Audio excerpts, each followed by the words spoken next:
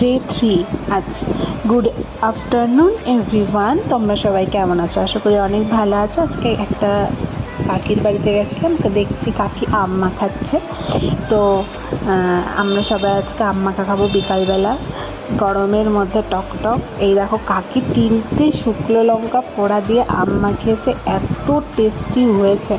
পুরো এখনও বলতে বলতে আমার লিটারালি জিভে জল চলে আসছে এই আম মাখাটা দেখে। তার মধ্যে আবার লেবু পাতা দিয়েছে, তো এত সুন্দর হয়েছিল আম মাখাটা। দেন বাড়ি এসে আমরা চা খেয়েছি।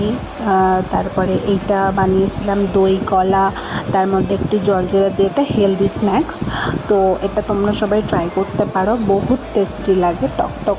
তারপরে কলার জন্য মিষ্টি মিষ্টি। তারপরে রাতের খাবার বানালাম একটা তরকারি, তো এটা রাতে সবার হয়ে যাবে।